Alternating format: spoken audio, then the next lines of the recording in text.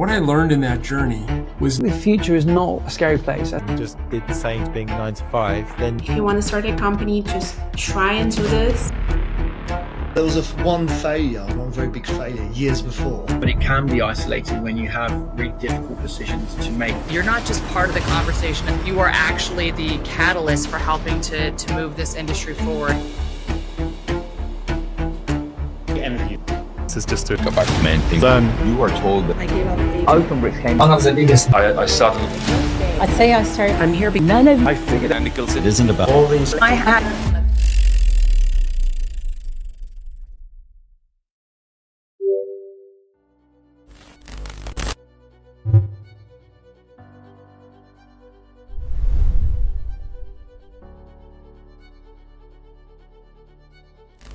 Mistakes are expensive, some aren't. And so right from the beginning, I always invested in attitude, not in skill, because I can teach them the skills I need. And every project is its own thing. It's a new idea that no one has experience in, and we're all learning on the job. So as long as you have the right attitude to learning, it doesn't matter what your skills are, because they're irrelevant when you get a project that you've never worked on before, which is every project we get. So I hire a lot of people with no qualifications, actually. Like I have PhD holders like me, literally, and I have school dropouts as well. And we are exactly the same when it comes to our roles in every project, because it's really about your attitude towards learning and you accepting that you will be learning forever, and that if you make a mistake, you recover very, very quickly. So we have a hat for the most expensive mistake. That helps around, right? Talking about if Landing Rabbit actually works exactly how you dream it will, what will marketers never have to do again? marketers will never ever have to tweak pixels and be like, oh, why isn't this working on mobile and tablet? Because I've been doing that. It's so frustrating that you might spend like 30 minutes now with AI, even shorter time to actually write the content and be like, okay, this is kind of ready to go. But then you might spend like 4 hours yourself, or you wait for a couple of weeks for the design and developers to be free. Especially if you work for a tech company, it's not like it would be slow for designers and developers to build there. They can build it in a it doesn't take time. But as a SaaS company, you're always like thinking that, well, should we build any marketing pages, or should we build something that customers are ready to pay for? Okay, let's go and build something that customers are ready to pay for. So you always, as a marketer, you're the second class in that order. And I hope I can change that so that the marketers get like, okay, I can do it myself. I can get things live, and that's not stopping from growing the company. It's quite too often that founders, and I've done it. I've been for myself done it where you've not prioritized your diet or prioritized exercise. But I think what I realized is that doesn't help anyone. And by being a dad, it really opened my eyes. That I didn't want to be the dad that was too tired to play with my daughter, or couldn't lift her up, or was hungover, or was too busy or too stressed. So I really dedicate time for her. Tuesday evenings, Friday evenings, and Saturdays. They're really boxed off. Is I dedicate my time to her. Phone's off or not being responded to, and we play and do things like that, and we go out and do stuff. So for me, she is my downtime. But then at the same time, I go to the gym 2-3 times a week if I can. I force myself to go to the gym, and the reason why I do that is I work from the gym, from a co-working space they have in this. And then food-wise, I try to eat as clean as possible. It's not easy, but as clean as possible, because I think what you put in, if you put garbage in, garbage out, that's the kind of methodology I have. So. David, what's one thing you wish you had done sooner in your career? There's one thing I wish I had done, full stop, in my career. I told you I started in Reading. Okay, and I'm still in Reading. And Reading is a great place for IT recruitment and a great place for business, because it's right in the centre of the world. It's very easy to get places. But I really wish I had travelled, I had worked in different places. You know, I obviously left GCS, got experience in different worlds, and I have travelled a lot to all our different offices. We've got offices around the world. But I really wish at some point in my career I had gone and set up an office in America or done something that would have probably shaped me differently, I think, as a business person. What gave you the confidence, or maybe even the frustration, to go out on your own and build JamPress? Oh, well, there was one very big failure years before. And to start with where it came from, I think I'd been a journalist. I started out in journalism at around the age of 21, 22, and was working for national newspapers for around 8 or 9 years, and I fell in love with content, and I fell in love with the fact that you can sort of like, find a story in pretty much anywhere you look, these days, especially now that we have social media. When I first started in journalism, social media was just beginning, really. Mm-hmm. So, I was finding stories on Reddit and like sort of like getting them into the newspapers.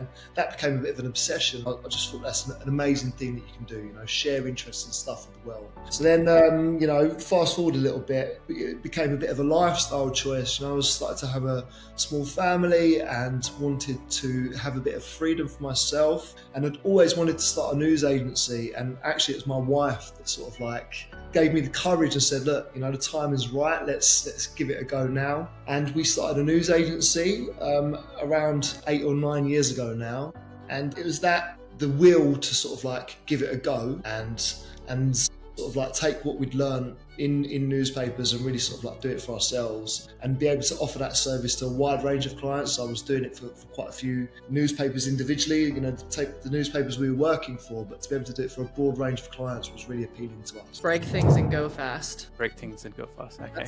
That's not good advice. Like, that's not the industry that we are in.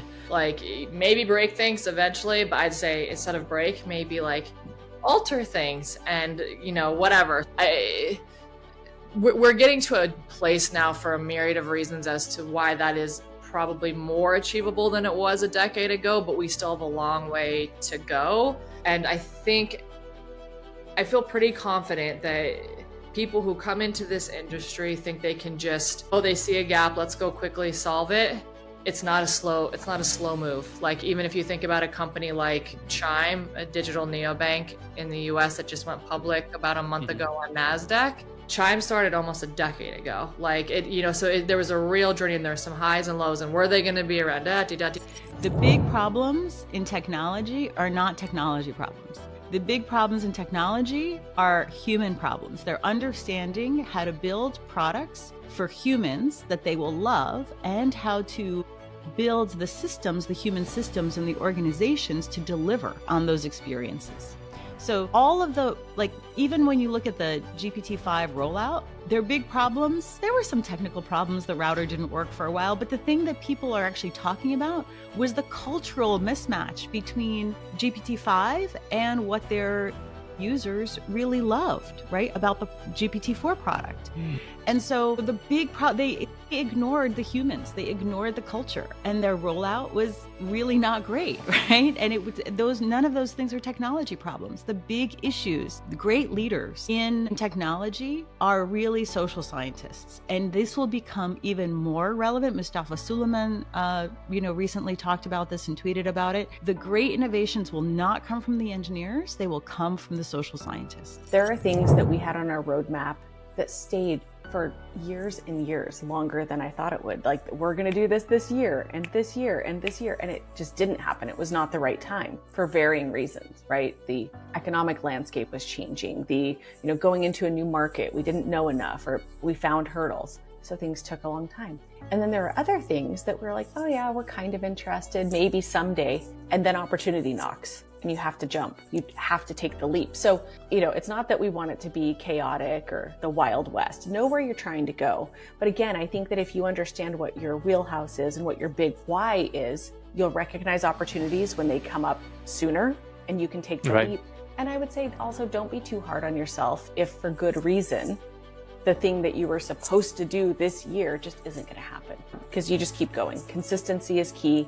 Keep marching towards it. Keep making small iterative steps and learning, and you'll get there. What I think is important is, right now we're very goal orientated, right? So it's very clear what we're trying to achieve, and we communicate where we are against that goal. And then, so if I was to really break it down, so having a goal, but then having constant communication around the goal, it helps avoid things like hitting the fan, right? Because maybe you are below target, but you're talking about it so you understand it. And also, I think by being really curious about what state the product is in, so for tech, like depth of QA. So maybe there are bugs that we accept just for speed or whatever it may be, but just knowing the known issues, that when the things happen, we're very quick to respond to customers with clarity so they understand. So obviously you can't capture everything, but I think 99% of planning, which is goal, communication and like just depth of QA helps to avoid some of those situations. Obviously, there are moments where things do just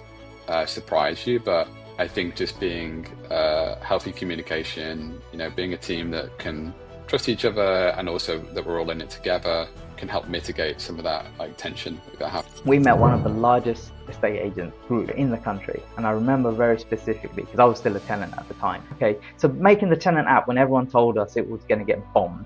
Our biggest failure was we created a supplier dashboard, because when we created the blockchain-based environment, we wanted to create an out network of suppliers to be on the network to provide services or to provide and we invested a lot of money on that one.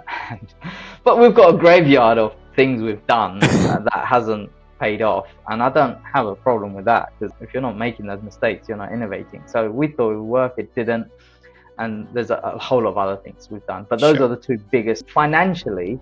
Those are the two biggest products that we've spent. One has paid off in droves and dividends and it's generating great revenue, and the other one is gone.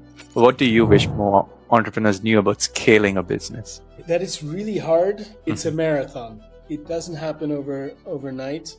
One of the hardest decisions as a CEO or as a CFO or whatever as a founder of a company is how fast to go. It's really tempting when you raise $5 million to start spending it and build a team and be very clear on your strategy so that you can take quick decisions to take advantage of opportunities, as I said before. But move smartly. Don't overinvest. Don't overstretch. But do be bold. Do expand geographically and beat the competition at stuff that they won't do because they're not bold enough. I've had many companies now, and many of them run out of money. So I know everything. The pacing piece is really important, and I wish I had known more of that. And I would say there is no shortcut, unfortunately. And most, if you listen to these types of podcasts, I certainly see a pattern. You only really learn and become wise and good at something from doing and experience, and what that tends to mean is failure. So if I look at Spenky, 5 years old, arguably that 5 years of failure, and it will be another 5 years of failure that are continuously improving our sales, if you like. There are, of course, ways to ensure that failure isn't catastrophic. And what I would do is, how can I find somebody to help me with this blocker, either within my network, immediate family, friends, professional network, and then of course books. It's like anything, if you're not an expert, and I was no expert in sales, I had a sales coach, read sales books, but I was always asking for advice so that the next day I could implement it.